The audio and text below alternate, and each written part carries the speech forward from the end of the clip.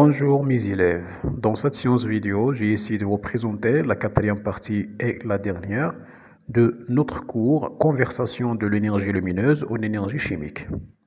Et avant de passer à la quatrième partie, on va traiter la structure de l'ATP. Qu'est-ce qu'un ATP? Donc d'abord, l'ATP est constitué de trois éléments essentiels, qui sont des éléments organiques. On a le premier qui s'appelle l'adénine et qui est une base azotée. Et en plus de l'adénine, on a du sucre qui s'appelle le ribose, qui est un sucre à 5 carbones, en plus de 3 molécules de phosphate organiques. Quand on dit organique, lorsqu'il est lié aux molécules organiques. Donc, pour libérer l'énergie conservée ou stockée dans cette structure-là, il faut qu'elle subisse une réaction d'hydrolyse. Ça veut dire la destruction en présence de l'H2O. Donc, la destruction ou l'hydrolyse d'une molécule d'ATP, on nous donne un phosphate inorganique en plus de l'adénine diphosphate plus de l'énergie. C'est bien.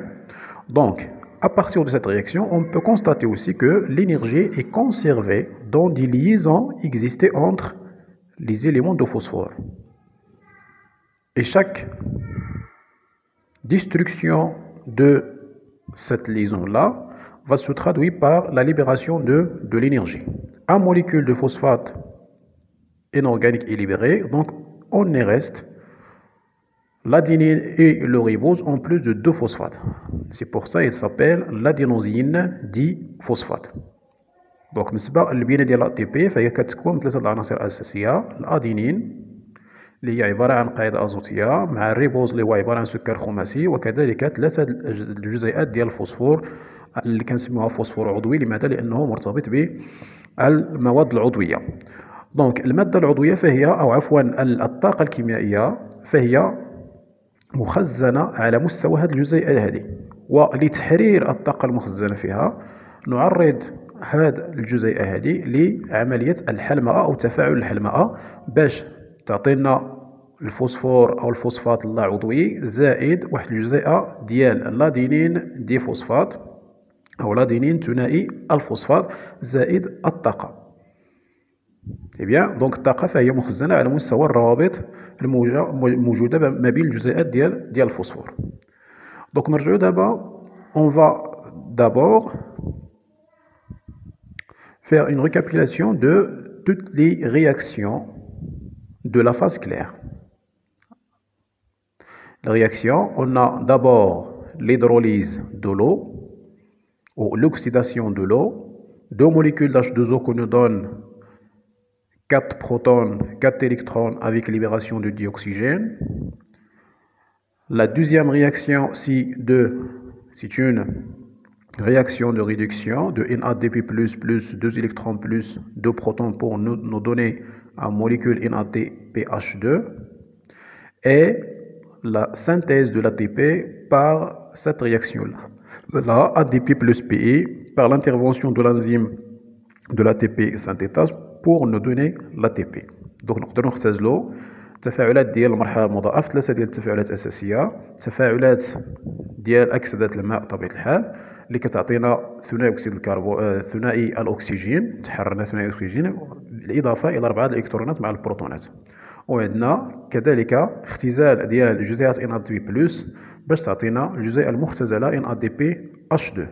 واخر تفاعل هي تفاعل انتاج الATP انطلاقا من جزيئات الADP زائد PE بتدخل الانزيم l'ATP synthétase.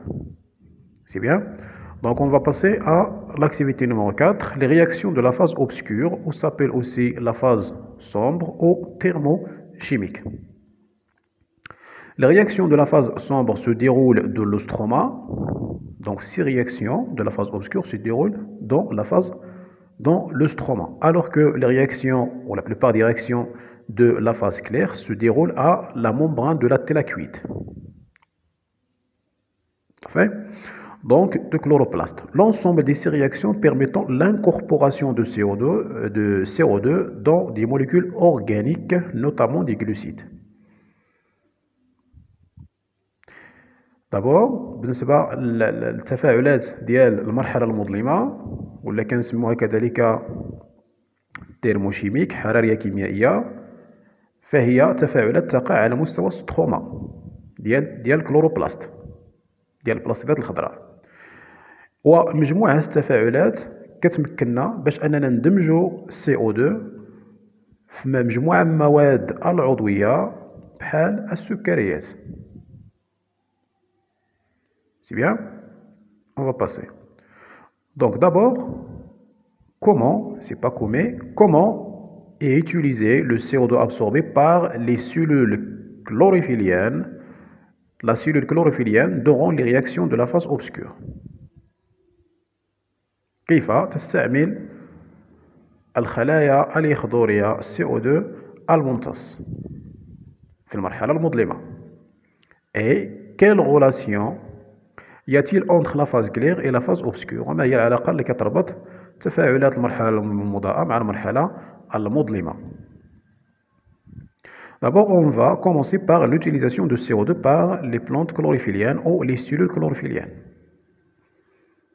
On va commencer par l'expérience de Gaffran en 1951.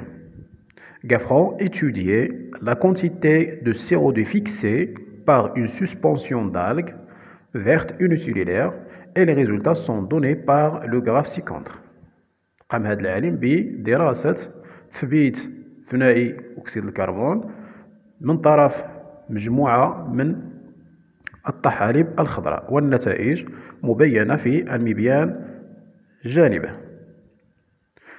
Le graphe a montré la quantité de CO2 incorporée par unité de temps dans deux phases, phase lumineuse et la phase d'obscurité. D'abord, analyser et que pouvez-vous en déduire? Toujours, on va commencer par la subdivision de notre courbe. On a la phase lumière et la phase obscure. À la phase lumineuse, on observe que la quantité de CO2 incorporée est constante.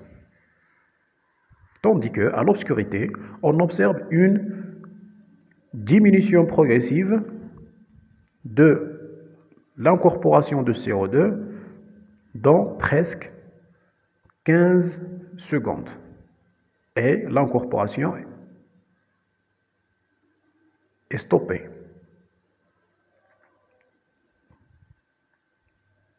C'est ça qui est écrit là. À la lumière, la quantité de CO2 fixée est constante. À l'obscurité, la fixation continue, mais décroît pendant environ 20 secondes. On peut déduire que le CO2 est fixé non pas grâce à l'énergie lumineuse, mais grâce aux produits de la phase claire qui sont l'ATP et le NADPH2. Ça veut dire quoi? Le CO2 est fixé non pas grâce à l'énergie lumineuse, parce que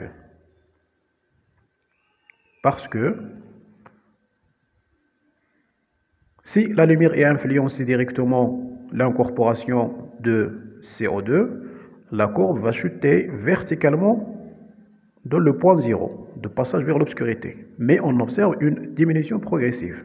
Et cette diminution progressive indique que la fixation de CO2 ne réalisait pas grâce à l'énergie lumineuse, mais grâce aux produits de la phase claire.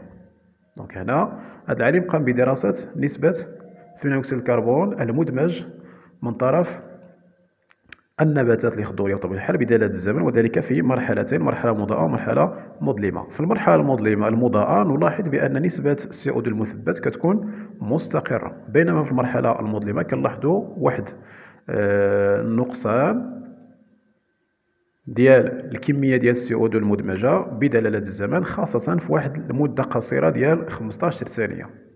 وهذا الشيء كيدل على ان تثبيت CO2 ليس له علاقة مباشرة بالإضاءة، وإنما عنده علاقة بالمواد المنتجة في هذه المرحلة هذه. لماذا؟ لأنه لو أن لديه علاقة مباشرة مع الضوء لكان المبيان من بعد ما دزنا المرحلة المظلمة غادي يهبط بشكل حاد عموديا في اللحظة صفر، لحظة الانتقال للمرحلة المظلمة. ولكن هذا التناقص اللي هو تدريجي يدل على أن تثبيت CO2 لا زال مستمرا في المرحلة المظلمة، وهذا الشيء كيدل على أنه عنده علاقة مع النواتج ديال الإضاءة وليس الإضاءة مباشرة.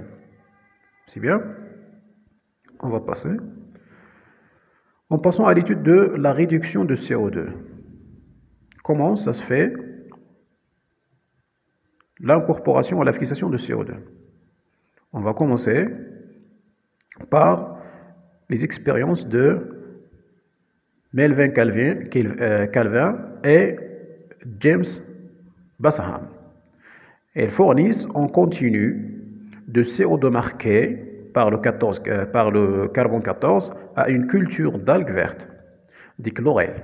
Elles mesurent au cours du temps la concentration de l'acide phosphorique, qui est l'APG, acide phosphoglycérate, et de ribulose biphosphate, formés dans des différentes conditions en particulier quand la culture cesse d'être éclairée tout en étant toujours en présence de CO2 et quand la culture cesse d'être approvisionnée en CO2 tout en étant toujours à la lumière. Et les résultats sont illustrés dans cette figure. Deux graphes, le premier cas et le deuxième cas. Dans le premier cas, cette expérience va fournir le CO2 de façon continuée, ça veut dire le CO2 est présent, mais en deux phases, à la lumière et à l'obscurité. Dans le deuxième graphe, c'est l'inverse.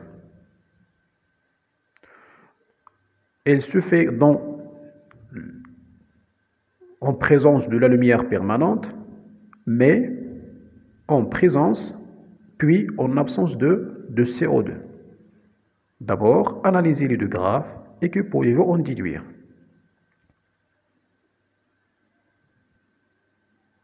هنا بالنسبة لهذه التجربة هذه بطبيعة الحال قام هاد العالمين بدراسة تركيز واحد العنصرين اللي هما الPGA أو APG مع الروديب اللي هو عنصر خماسي الكربون ثنائي الفوسفات. هاد العنصرين قام بدراسة أو تتبع تركيزهما في واحد الحالة أو في حالتين. الحالة الأولى بوجود ثنائي أكسيد الكربون ولكن في مرحلتين مختلفتين، مرحلة الإضاءة ومرحلة الظلام. وفي المرحلة الثانية قاموا بتتبع تركيز ديال نفس العناصر ولكن في هذه الحالة قلبوا لي بارامتر في لا لوميير أو في إضاءة مستمرة، ولكن في المرحلة الأولى بوجود ثنائي أكسيد الكربون والمرحلة الثانية في غياب ثنائي أكسيد الكربون. الآن حلل ثم استنتج. On va commencer par le premier graphe. À la lumière, dans cette phase-là, à la lumière, et en présence de CO2. Lorsque déjà on a dit que cette expérience est réalisée pendant que le CO2 existait. Donc en présence de CO2, la quantité de APG est supérieure à celle de RUDIP. La quantité de APG est supérieure à celle de RUDIP qui est C5P2.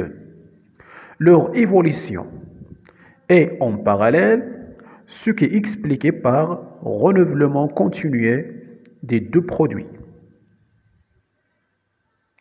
C'est bien. Donc هنا في الإضاءة كنلاحظوا بأن التركيز ديال الAPG اللي هو عنصر ثلاثي الكربون مع الروديب اللي هو عنصر خماسي الكربون، فهي كنلاحظوا بأن الكمية ديال الAPG أكبر من الكمية ديال هذا العنصر هذا ديال الروديب. وفي نفس الوقت كنلاحظوا بأن التطور ديالهم كيكون متوازي. هذا الشيء كيعني بأنهم كيتجددوا مع الوقت بوجود الإضاءة والCO2، وملي كيدل بطبيعة الحال بأن هناك علاقة بيناتهم، علاقة تبادل، داكشي علاش مشاو parallèles. صافي. Et cet échange-là, cette relation se fait ou se résumé dans cette réaction-là. Redipe, on nous donne l'APG et l'APG, on nous donne le redipe. D'abord, à l'obscurité, dans cette phase-là, à l'obscurité et en présence de CO2, l'APG s'accumule et la quantité de redipe diminue.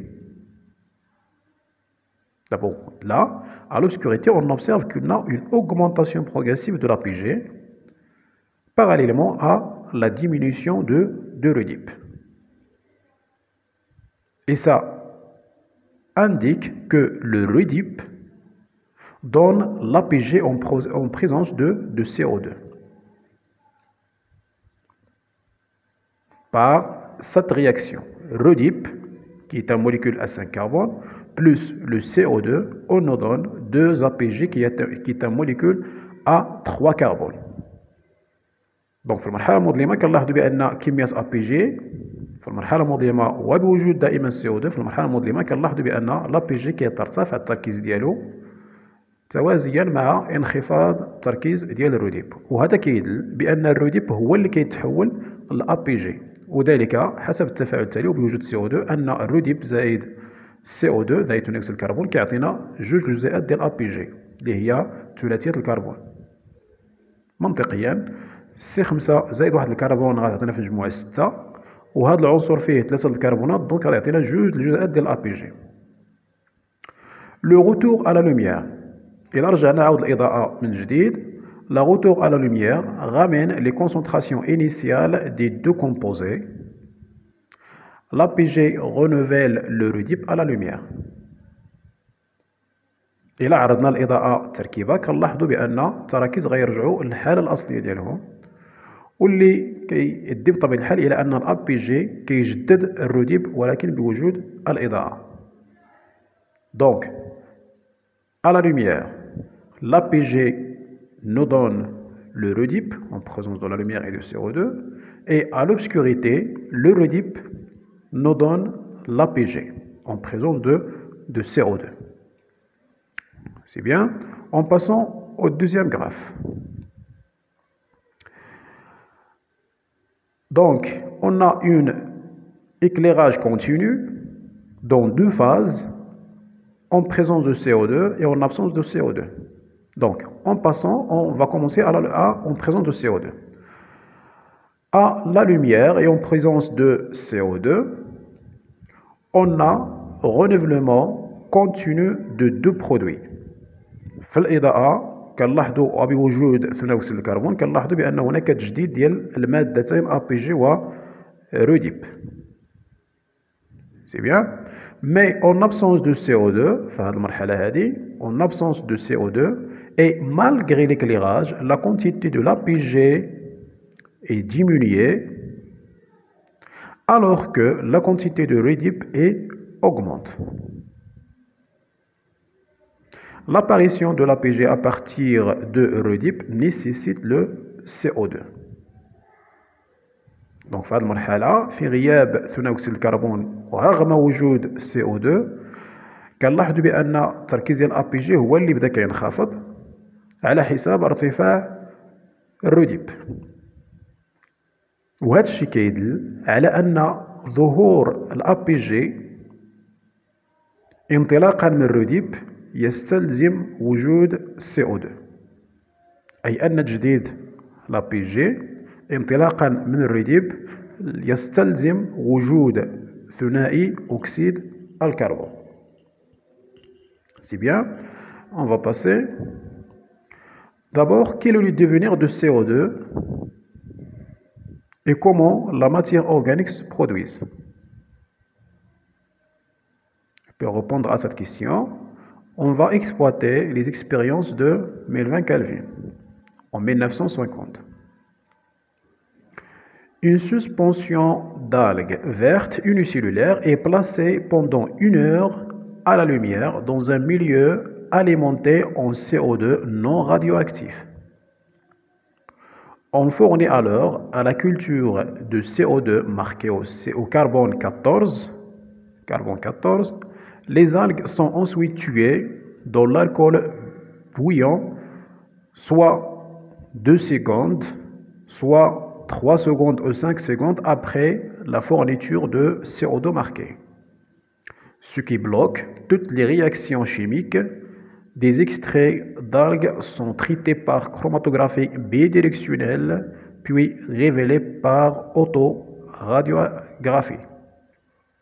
هنا بالنسبة لكيلفين قام بواحد التجربة حيث أخذ واحد المحلول ديال مجموعة من الطحالب الخضراء وحادية الخلية ووضعها لمدة واحد الساعة في الإضاءة وبقى تيعطيها CO2 نو راديو اكتيف يعني ثاني أكسيد الكربون غير مشع.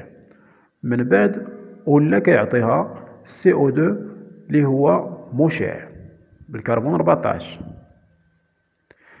وبعد ذلك قام بقتل هاد الطحالب هادو بواسطة الكحول المغلى بعد 2 ديال الثواني أو بعد مرور 3 ثواني ولا 5 ثواني انطلاقا من إضافة ثاني أكسيد الكربون المشع.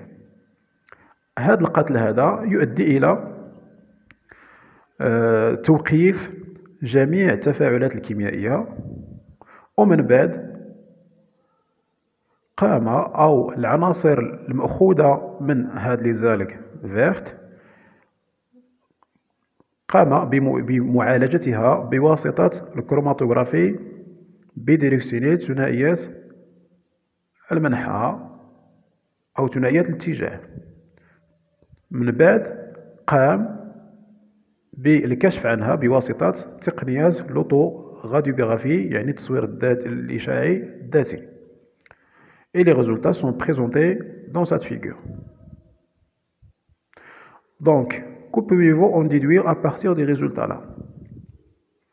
On observe que après 2 secondes, on a l'apparition d'une molécule qui s'appelle l'APG, l'adénosine, l'acide phosphoglycérique. Et après le passage de 3 secondes, en plus de l'APG, on a l'apparition d'un triose phosphate. C'est un sucre à 3 carbones. Et après 5 secondes, on observe en plus de l'apparition de l'APG et le triose, on a l'apparition de RUDIP, qui est une molécule à 5 carbones qu'on est déjà signalée. Et après, en plus de 5 minutes, on a l'apparition d'autres molécules comme des acides aminés, des sucres de saccharose, etc. D'abord, que pouvons-nous en déduire? Le premier produit qui résulte de l'incorporation de CO2 est l'acide phosphoglycérique, APG, qui est un composé carboné à 3 carbones. Les plantes dont le premier produit carboné de la photosynthèse est l'APG sont appelées les plantes C3. Après l'APG, on a l'apparition successivement de phosphoglycéraldéhyde, PGA, le plus petit sucre simple à 3 carbones, et il résulte de la réduction de l'APG. Et après, suivant de l'apparition de ribulose diphosphate qui s'appelle le RUDIP, ribulose 1,5-diphosphate, qui est un sucre de stroma à 5 carbones. Après, on a l'apparition des différents types de produits organiques, le sucre à 12 carbones, comme le saccharose, et des différents acides aminés. انطلاقا من هذه النتيجة ديال التجارب هذو نستنتج بأن أول مادة كتنتج بالنسبة لظاهرة التركيب الضوئي هو واحد المادة اللي كنسميوها الفوسفوغليسيريك أو حمض فوسفوغليسيريك اللي هو لابيجي اللي هو عبارة عن عنصر ثلاثي الكربون.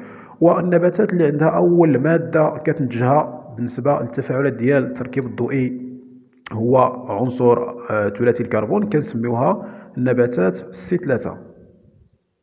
صافي.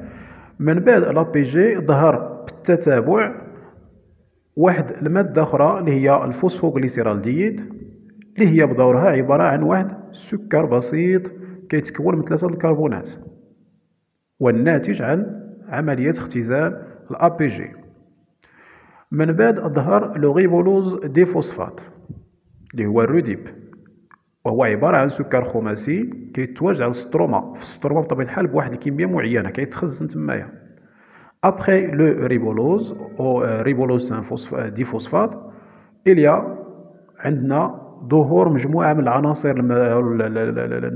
المواد العضوية الأخرى بحال السكريات ذات 12 كربون بحال السكروز، وعندنا كذلك ظهور ديال مجموعة من الأحماض الأمينية أي البروتيدات. C'est bien. On va passer. On peut résumer ça dans ce qu'on appelle le cycle de Kelvin. C'est-à-dire synthèse du glucide, puis d'autres constituants organiques, acides gras, acides aminés. Donc le cycle de Kelvin, la production de la matière organique chez les plantes vertes est toujours commencée par la production des glucides. Puis ces glucides vont transformer en d'autres matières organiques, à savoir comme des protéines et des lipides. Comment se déroule? Le cycle de Kelvin, on peut la subdiviser en 3 phases. On a la première phase, c'est la fixation de CO2 avec le ribulose. Donc le CO2 plus le ribulose avec l'intervention d'un enzyme ce qu'on appelle le ribusco, n'est pas traité là, on nous donne 3 molécules de phosphoglycérate. Donc 3 molécules de CO2 fixées, on nous donne 3 molécules de phosphoglycérate, APG. Ça indique que chaque molécule de CO2, lorsqu'il est fixé, on nous donne une molécule d'APG. Pardon, 2 molécules d'APG. On va répéter, il y a une faute là. Donc, la fixation de 3 molécules de CO2 avec 3 molécules de RUDIP, on nous donne 6 molécules de 3-phosphoglycérate, APG. Ça indique que chaque molécule de CO2 fixée, on nous donne 2 molécules d'APG. Ça, c'est la première phase, la phase de fixation de CO2. Après, l'APG se réduire en phosphoglycéraldehyde. عملية اختزال l'APG باش نحصلوا على عنصر اللي كيتسمى la phosphoglycéraldehyde.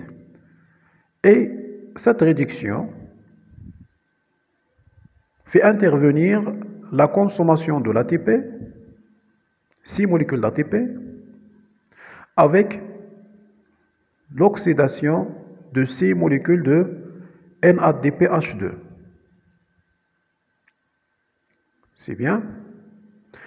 Les produits de l'ATP qui est consommé dans cette phase-là est de NADPH2. Elle provient des réactions de la phase claire. Donc les produits de la phase claire sont utilisés dans le cycle de Kelvin. C'est bien?